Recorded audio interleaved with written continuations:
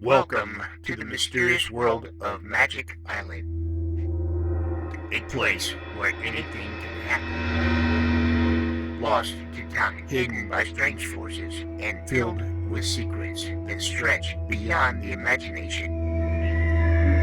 Our heroes have set sail into the unknown, where adventure, danger, and discovery await them at every turn. Each episode brings them closer to unlocking the island's mysteries, but with new challenges. Who knows what they will uncover next? Now sit back and close your eyes. Let the theater of the mind take you on a journey to Magic Island.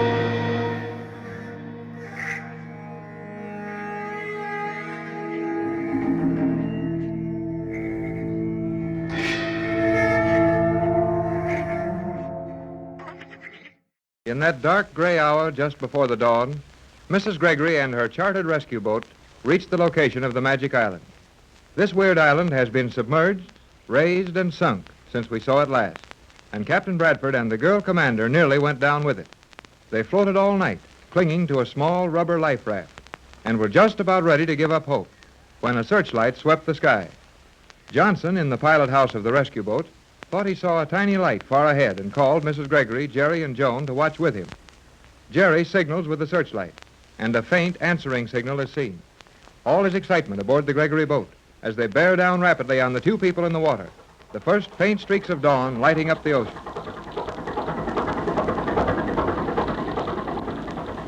There they are, Johnson. No doubt of it, Mrs. Gregory. Yep, there's two of them, all right, and they're hanging on to something in the water. Some form of small life raft, I think. Yes, Joan dear. That's what it looks like. Oh, how far are they, Johnson? Well, we'll pick them up in just 2 or 3 minutes. Hello, Tex!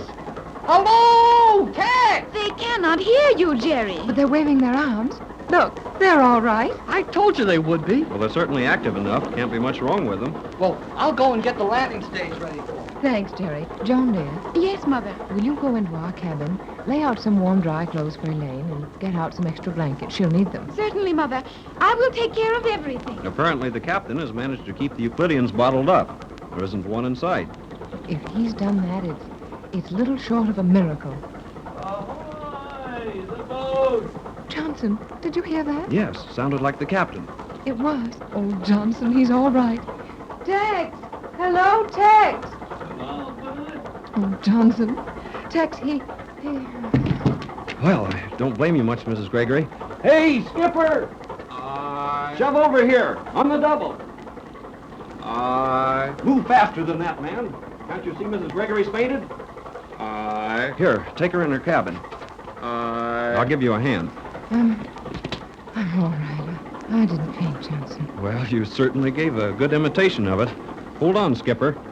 Why, You needn't carry me now, Skipper. I'll be all right. fainted. She didn't faint. Will you please put Mrs. Gregory down? Thanks, just the same, Skipper. Isn't there anything in the world which will cause that man to say more than one word at a time? Nothing. Oh, I'm all right now. How near are we to Tex and Elaine? Mighty close now. McLeod! Aye, Mr. Johnson. Hold your motors down hard. Ahoy there, Tex. Are you all right? They're okay, Pat. How is Elaine? Doing very nicely, thank you. Another one of those girls you can't upset. Elaine is quite a person. I've got the landing stage all ready. Right, Jerry. I'll come back amidships. Go ahead, Mrs. Gregory. I'll stay on duty here. Thank you, Johnson. You're always on duty somewhere. Hurry up, Mrs. Gregory. We're nearly to them. Coming, Jerry. Stand by, McLeod. Full speed astern. Full speed astern. You'll have that stage alongside you in a minute, Tex. We're watching it. Be ready to grab this ladder, Elaine. I will do so, Captain. Let me go down the ladder, Jerry. Well, it's swaying pretty badly. Oh, I don't mind that. I want to be the one to bring them aboard. Well, okay, Mrs. Gregory.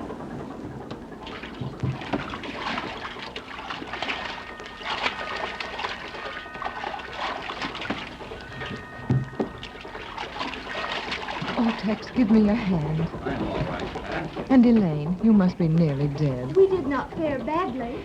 Come on up the ladder. I'll help you. Thank you, Mrs. Gregory. I'm right up here, Elaine. Give me your hand as soon as you get up high enough. It is good to see you, Jerry. Boy, it's sure good to see you, too. I will take charge of Elaine now, Jerry. Come to our cabin, Elaine. You must have some warm, dry clothing at once. Hey, look. Look at the captain and Mrs. Gregory. Why, what did you see, Jerry? Oh, nothing. Not a thing. You hurry up and take Elaine to your cabin. I do not wish to trouble you. Oh, it is no trouble. Come at once with me, And Elaine. before you do anything else, you're going to get into some dry clothing and have something hot to drink. No time for that now. Hello, Gee. Jerry. Gee, we're glad to see you, Tex. Maybe you think I'm not glad to be here. Did you bottle up all the Euclideans? We sure did, son. Every last one of them. Say, how do we get them on board? Now, Jerry, that can wait. Tex needs some dry clothing and some hot food. Later, Pat. Just now, we've got to handle this matter of the Euclideans. Something may happen to allow them to escape. We'd better get busy. Well, what'll we do? I want you to go up and send Johnson to the radio cabin for instructions. You hold the wheel while he's gone. And tell the engineer not to move off this spot. Aye, aye, sir. I'll send Johnson to you right away. Tex, you're wet and cold and tired. All of that, Pat, dear, but all of that can wait. Let's go in the radio cabin. Did things work out according to your plans? Not entirely. They almost had us when they raised that island again. But the last 2 bottles of my solvent sank the island. Elaine and I managed to hang on all night. Oh, at least it's warm in here. Yeah, and I'll have Jerry bring me some hot coffee when he comes back. You haven't heard anything from Euclidia on this radio, I suppose? No, and we haven't tried to contact them. Just as well, though they've probably heard all we said to each other. Well, welcome to the ship, Captain. Thanks, Johnson. Nice work getting here. Thanks to McLeod. He cried bitter tears over his 4 engines all the way down here. But he kept them running. Fair enough. Now, here's the setup. I want to take these Euclideans aboard at once. Quarters enough for them? I think so, Tex. We didn't have time to fix the boat up properly, but there are comfortable, clean quarters for nearly 300 below decks, and food enough to take us back to Los Angeles. That's all we need. All right, Johnson. I'll get them on the radio and tell them what they're to do. You stay in the bow. Keep the ship in this position. That landing stage is practically over the surface airlock I'll make them come up through. Well, what if they come up with weapons? Take one of the crew up forward with you, Johnson. Have him train that large telescope on the spot where Euclideans start popping out of the water. I'll tell them we've got some powerful kind of gun pointing at them. They won't know the difference. That's a good idea, Captain. But are you sure they'll start popping out? I'll take care of that with the radio. Anything else? That's all. How about getting them peaceably into the hold once they're aboard, Tex? We've men enough here to guarantee that. I think our trouble with Euclidia is all over. They won't have much fight left in them when they get up here. Well, I'll shove off. You want Jerry in here? Yes, for the present. I'll send him out to you later. He knows more of those Euclidean tricks than you do. Right, Captain. Well, Pat, here we are. Yes, Tex. Here we are. And last night I thought we'd never be together again. I'd like to do nothing but sit here and look at you. There's work to be done. First thing is to see if our friends care to enter into a little radio talk. Well, I doubt it. I think they will. Bradford to Euclidia. Bradford to Euclidia. Answer at once. What will you do if they refuse, Tex? They won't refuse. Thales, on Euclidia to Bradford. Euclidean transmission chamber to Gregory boat. What is your message, Captain Bradford? Hello, Thales. You will pass these instructions to everyone in Euclidia. This is final. Do you understand that? Your instructions will be followed. Then listen carefully. You will arrange for your entire colony to come aboard this boat immediately. You will leave Euclidia only through the surface airlock near this boat. Any attempt to leave by any other means will force me to release my formula and immediately flood the city of Euclidia, destroying everything in it. What of the animals and various domestic fowl and beasts? They will be cared for. After you are all aboard, I will arrange a guard for my crew. They will remain on Euclidia until those animals may be taken out to safety. I understand. We are to begin evacuation of the city at once. I suppose you realize that we may leave that lock only one at a time, and that several hours will be required. I realize all that. Start at once. We are ready to take you aboard. You, Thales, shall be the last to leave Euclidia, and your life will be the guarantee of the actions and safety of the others.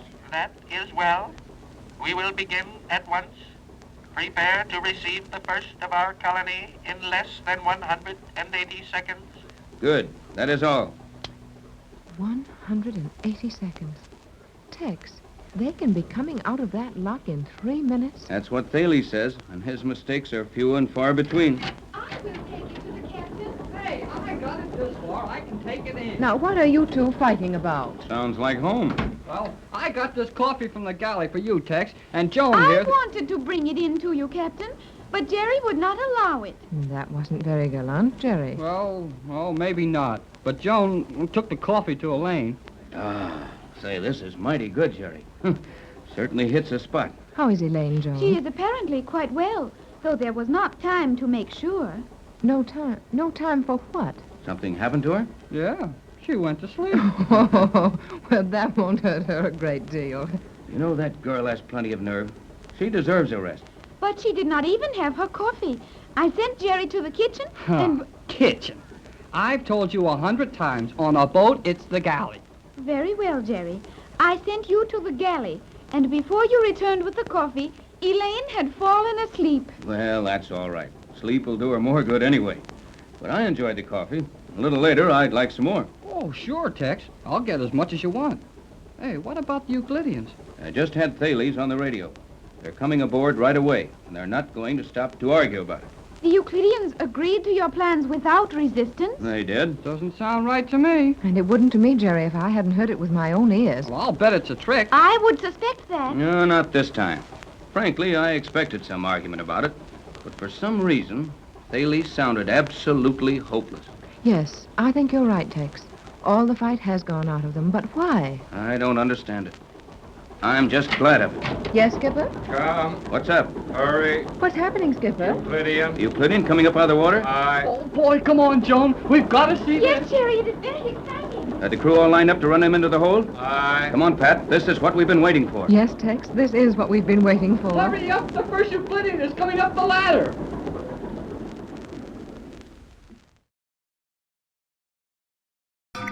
And so, another chapter closes on Magic Island.